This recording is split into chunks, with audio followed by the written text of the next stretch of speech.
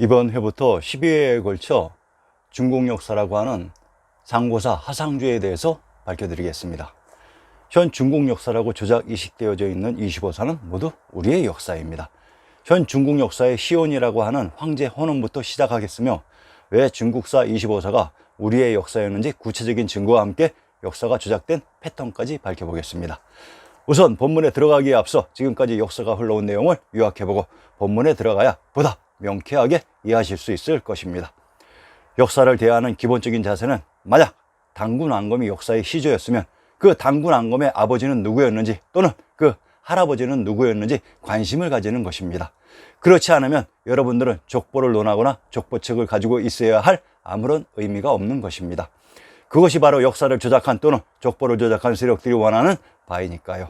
족보란 내 핏줄에 확인이 가능한 원뿌리인 근원을 밝히는 것입니다. 마고대성, 인류의 시원지 마고대성이 우리의 역사 속 경도인 서울이라고 했습니다. 서울의 의미는 전 세계의 으뜸이 되는 또는 종가인 곳으로, 그래서 머리수인 수도라고 했습니다.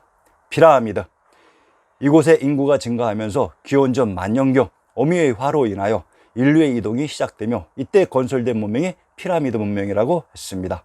피라는 펴라, 뜻을 펴는 의미이며, 미는 한글 고 묘의 산이고, 드는 한글 고 터의 땅이라는 의미로 피라미드가 순수한 한글입니다. 천산주 우파, 우파니샤드, 이때 천산주인 현 우랄산맥의 하단으로 이동해서 자리 잡은 황희가 바로 우리의 직계 선조였으며, 이때 만들어진 경전이 우파니샤드였습니다. 우파니샤드란 우파인 위윗 법왕청에서 니샤드, 즉 이었다는 순수한 한글입니다. 한글은 인류의 시온 언어입니다. 신시개천, 이것을 기리는 것이 현재의 개천절입니다.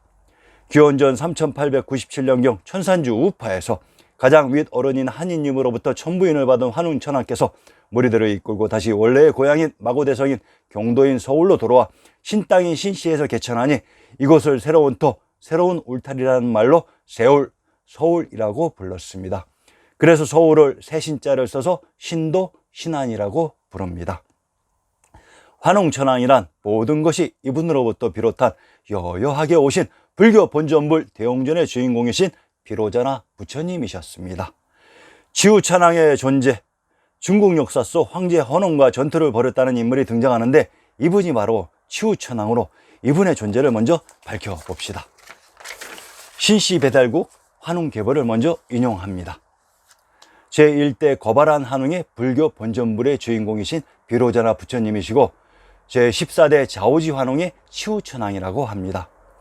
한당고기에서는 제18대 거불당 환웅으로 맥이 끊겨 있으나, 제18대 거불당 환웅 이후에도 계속 대를 이어가며 환웅님의 계보가 이어져 내려왔었으나, 일제에 의해 모두 역사에서 지워져 버리고 이들 천왕의 존재를 자신들의 역사로 이식해서 현재의 일본에 천왕이 탄생했던 것입니다. 역사 속의 환웅께서는 일반 왕부의 수장이 아닌 전 세계의 법왕 선왕이셨습니다. 이 분들이 바로 우리의 민화에 등장하는 옥황상제 용왕님이셨습니다. 이분들이 계셨던 곳이 탕구루의 터인 탕구투로, 역사 속 경주 남원을 탕구투, 용왕님이 계시는 용성이라고 했으며, 천왕사 천왕봉의 이름으로 현재까지 남아있는 것입니다. 환웅천왕이 역사 속에 등장하는 시기가 당군왕검의 즉위인 기원전 2333년에 1565년 이전에 환웅천왕의 신시개천이 있었다고 합니다.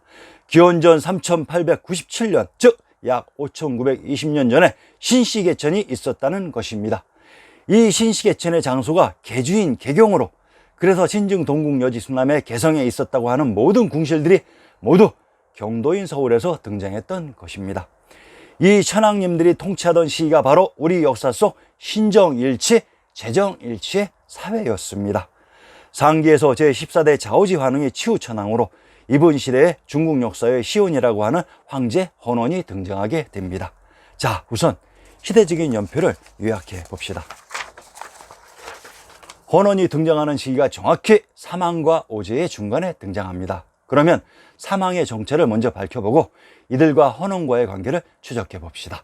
삼황, 기원전 3897년경 신시개천 이후 당군왕검이 등장하는 기원전 2333년까지는 종교와 정치의 선왕, 법왕이신 천왕님이 통치하는 재정일치의 사회였습니다. 태호 복희씨. 천황께서 정치의 세세한 사항까지 결정할 수는 없었을 것으로 그래서 정치를 대리할 비왕을 임명했는데 이들이 역사 속의 삼황인 수인씨, 태호복희, 염제신농이었습니다. 중국 역사 속 삼황의 한 명인 태호복희씨가 5세 태우의 환흥의 아들로 이분이 있었던 중원 땅을 먼저 살펴봅시다. 충청도 충주와 경기도 양주는 창화의 군명이 중복되는 동일한 지역으로 충주의 군명이 중원으로, 충원 중심으로 천하의 중심 금성천부가 있었던 곳으로 이곳이 역사 속에 중국이라고 했습니다. 태호복희 씨는 신시에서 출생하여 우사관직을 세습하고 후에 청구 낙랑을 지나 진으로 옮겨갔다고 하며 복희 씨는 신시 배달의 선진 문화를 전수하고 수인 씨를 이어 왕이 되었다고 합니다. 태호복희 씨가 탄생한 신시란 환웅천왕님의 개천이 있었던 경도인 서울이며 청구란 청주와 동일한 지명으로 천하의 중심 금성천부가 있었던 곳의 지명이었습니다. 낙랑은 천왕님이 계셨던 탕구르의 터인 탕구투 경주라고 했습니다. 중국 역사 삼왕의 한 명인 태호복희 씨의 무대가 모두 우리의 지명들입니다. 염제신농. 염제신농 씨는 강씨의 시드로 이분이 계셨던 강수가 부처님이 돌아가셨다는 여비강화의 열반강으로 이것이 역사 속에 아무르 야르 아르인 압록강이라고 했습니다. 제9회 동영상을 참조하시기 바랍니다. 염제신농도 활동 무대가 중원이라고 합니다. 천황의 비왕으로 천하의 중심 금성천부에서 활동했던 것으로 조작된 역사에서는 염제신농이 황제 헌원과 싸웠다고 나옵니다. 그러면 이들의 진위를 먼저 가려봅시다. 상기에서 염제신농과 황제 헌원은 400년 이상의 연표 차이가 있습니다. 즉 헌원이 싸웠다고 하는 대상은 염제신농이 아닌 염제신농의 봉지를 대대로 물려받은 염제신농의 후손이었던 것으로 염제신농의 호는 열산시와 여산시라고 했습니다. 이 지명의 정체를 먼저 밝혀봅시다. 열자의 황제편에 의하면 열고야산에는 신인이 있는데 사람을 가까이 하지도 않으며 사랑하지도 않으며 신성을 그의 신하로 삼는다고 했습니다. 열고야산의 신인이 부dob을 신성이 다름 아닌 선인 즉 제거화상 즉 처센인데 처센의 왕이 신인이고 부dob을 즉 부도부처라는 것입니다. 열고야산을 한번 고찰해 봅시다. 열산은 여산을 가리키고 고야산은 고양산, 수양산을 가리키는 말입니다. 마리박산은 두백산 즉 백두산이 되지만 마리박산은 고박산이 되기도 해서 고양산으로 부른 말이 고야산이 된 것으로 염제신농 씨가 천왕님이 계셨던 곳에 있었습니다. 황제 헌원. 자, 그러면 중국 역사의 시온이라고 하는 황제 헌원을 살펴봅시다.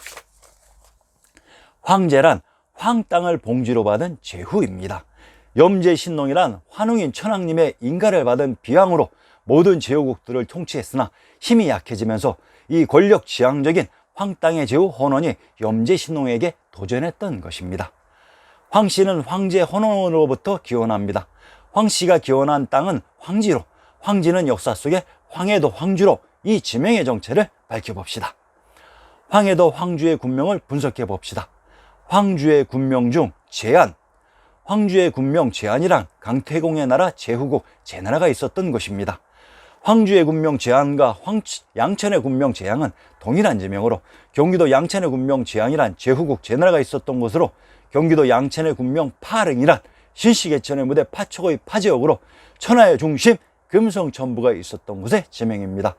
군명 중 용흥, 함경도 영흥의 궁실과 산천을 인용해 봅시다. 함경도 영흥을 황주의 군명 용흥이라고 합니다. 신증 동국 여지 승남에서는 이렇듯 팔도를 달리하여 일치되는 동일한 지명들이 수도 없이 등장합니다. 우리의 지리지 신증 동국 여지 승남에 큰 문제가 있다는 사실입니다. 황주의 용흥의 군명인 함경도 용흥은 태조 이성계가 태어난 박도, 박토인 부도라고 합니다. 부도는 밝은 터인 박토, 박도와 동일한 의미입니다. 경기도 영평의 군명이 또한 영흥으로 영평은 또한 영주와 동일한 지명을 다르게 표시하는 방식이기도 합니다. 경상도 영주의 군명이 영평과 동일한 영주로 익주와 익양은 동일한 지명을 다르게 표시하는 방식으로 경기도 남양, 전라도 익산, 경상도 영천은 익주와 익양이 중복되는 동일한 지명으로 경기도 남양의 군명 당송이란 탕구르인 당님, 천왕님이 계셨던 곳의 지명이라고 했습니다. 천왕님과 천부가 있었던 근처 황주의 봉지를 가지고 있었던 권력 지향적인 헌원이 천왕의 비왕이신 염제신농에게 도전했던 것입니다. 이번에는 염제신농의 나라와 싸웠다고 하는 판천전투의 무대 판천의 지명을 살펴봅시다. 전라도 장수의 지명 천천면의 천과 장판리의 판의 합성어가 판천으로 이곳은 또한 삼국지의 영웅 장비의 무공에 빛났던 장판교이기도 합니다. 전라도 장수의 고읍에 등장하는 고택이란 고향에 있는 연못으로 고향은 천부가 있었던 곳의 지명이라고 했습니다.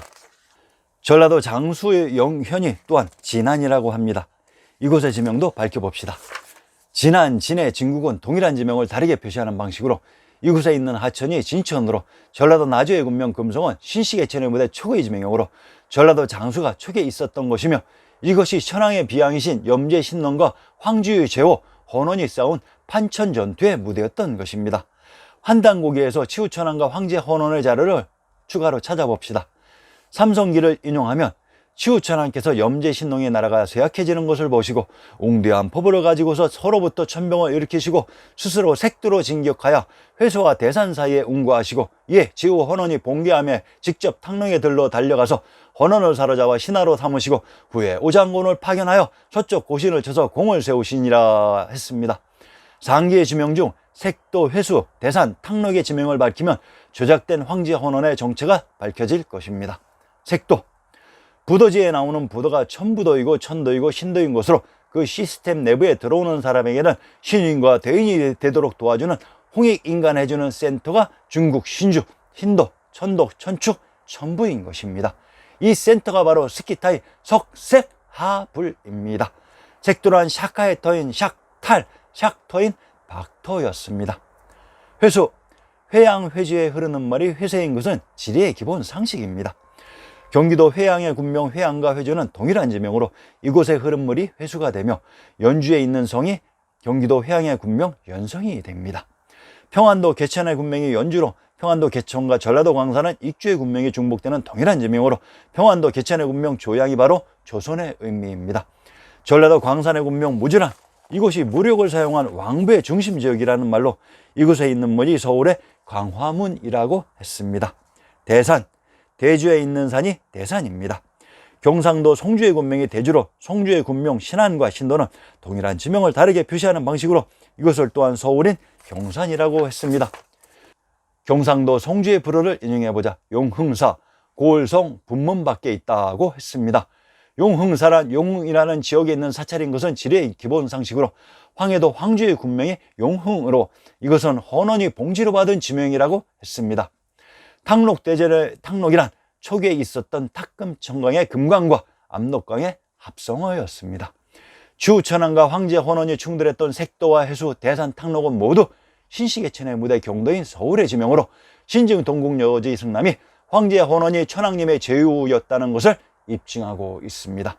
황제 헌원이란 황제를 봉지로 가지고 있었던 천황의 제후로 천황의 비양이신 염제 신농에게 도전했다가 천황의 선병에게 굴복했던 것을 이용해 전쟁의 결과를 역으로 전도해서 현재 중국 역사의 시온으로 조작 삽입했던 것입니다. 중국 역사의 시온이라고 하는 황제 헌원의 정체에 대해 이해하셨는지요? 다음 회에서는 사망 오제 중 오제에 대해 밝혀드리겠습니다. 그동안 이해 안 되고 숨겨져 있었던 역사의 진실을 향한 응어리들이 하나씩 터져서 번물처럼 흘러 것입니다. 많은 관심과 구독 부탁드립니다. 감사합니다.